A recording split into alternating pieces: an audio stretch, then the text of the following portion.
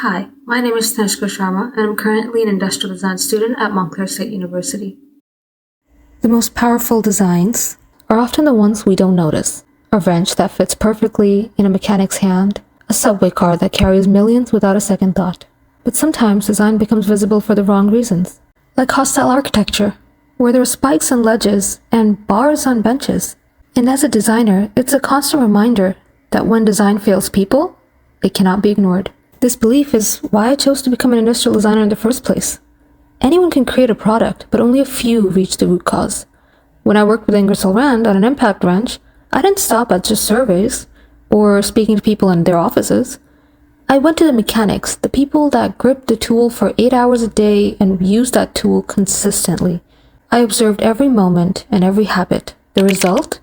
A tool that solved problems that others had overlooked. And that experience taught me that design isn't just about the revenues or the numbers, it's about people. This is why my current project is about trying to solve one of the most pressing issues in New York City, and that's homelessness. New York City has adopted hostile architecture, where we see ledges lined with spikes and benches divided by bars, built to keep homeless people from resting at public spaces. But this doesn't solve homelessness, it just masks it. In 2024, New York City had more than 158,000 homeless people, the highest rate in the nation. That's 81 individuals for every 10,000 residents. And if we want to reduce hostile architecture, we must address homelessness at its root. MTA retired its last Brightliner subway cars after 58 years of service. Now, traditionally, thousands of decommissioned cars have been sunk into the Atlantic to create coral reefs.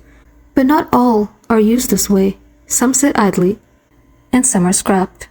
Which got me thinking, what if we imagine them as housing? Now, subway cars are durable, modular, and already designed for human occupancy. With thoughtful retrofitting, such as adding foldable beds, a secure system on the exteriors, it could end up becoming microhomes for those who need them most. Instead of just sinking them into the ocean, we could anchor them in our communities. I plan to interview 15 to 20 homeless individuals to understand their daily experiences and what they want in their safe place, as well as talking to industrial designers, urban planners, and engineers about retrofitting. Their insights will guide me not just in feasibility, but dignity and usability. Because growing up, I wondered why people walk past the homeless without doing anything. No one had a clear answer, ever. And as a designer, my philosophy is simple: to stop designing to exclude and start designing to include. Because the true measure of design is not how well it hides the problem, but how boldly it solves them. It's functionality for the better and not just a short-lived aesthetic appeal. And that's why being in industrial design matters to me, because it gives me the chance to create solutions that makes lives better.